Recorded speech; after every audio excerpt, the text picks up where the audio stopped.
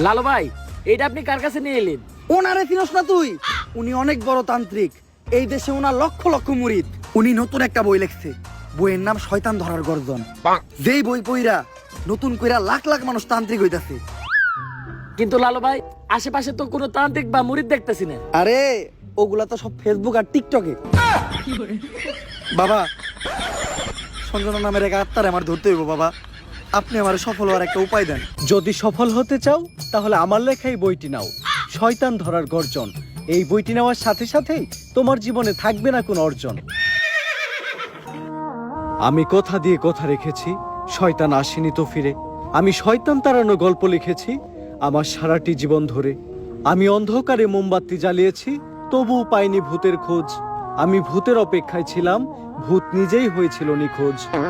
শয়তান ধরার গর্জন, পৃষ্ঠা নাম্বার চুদলিংপং। বাবা, এটা তো মন্ত্র না, ছন্দ কইলেন। মার্কেটে আপাতত ছন্দই চলে। বাবা, বইটা একটা আমারও লাগবো। দাম কত এটার? মাত্র 1000 টাকা। 1000 টাকা দিয়ে আর কিনুম? 1000 টাকা হাতে নিয়ে ভূতের ডাক দিলে ভূত নিজেই চালতে পড়বো। 1000 টাকা দিয়ে বইয়ের দাম। এই বইয়ের বিশেষত্ব কি? এই বইটা আমি আমার নিজ হাতে লিখেছি। দেখি। হাতের এত খারাপ? দেখি এই বইয়ের প্রথম পৃষ্ঠায় কি লেখা? মানুষকে ভোদাই বানানোর 100টি উপায়। 1000 টাকা দিয়ে 120 টার এই বইটি নেন আর ঠাস কইরা ভোদাই হয়ে যান। এখন সফল হইতে গেলে তো এই বইটা লাগবেই। তো এই বইটা আমি নিয়ে গেলাম। বইয়ের টাকাটা? ওইটা আমি হোয়াটসঅ্যাপে পাঠাই দিব।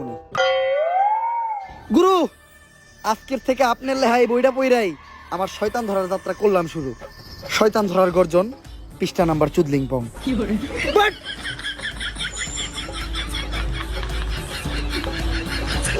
আত্মা ডাকার জন্য প্রথমে ময়দা দিয়া গোল করে একটা দাগ দিতে হইব।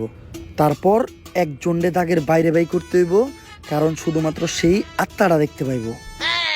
তুই দাগের বাইরে দিয়ে দাঁড়া, আত্মাটা খালি তুই দেখতে পাবি। দেখা মাত্রই আমার সিগন্যাল দিবি। ঠিক আছে ভাই। কনে হস ওদিক দা কানা। তারপর মোম জ্বালা আর পড়তে হইব, আত্মা ডাকার এই মোমবাতি জ্বালাতে পেরেছে কয়জন? বেশিরভাগই তো চালাতে গিয়ে নিভে ফেলার গর্জন। পারবো না আমি ভালো করেই জানি, তবে দুঃস্বপ্ন আমার একটাই, সঞ্জনা নামের সেই আত্মাকে 5 টাকার মোমবাতি জ্বালিয়ে ডাকতে চাই।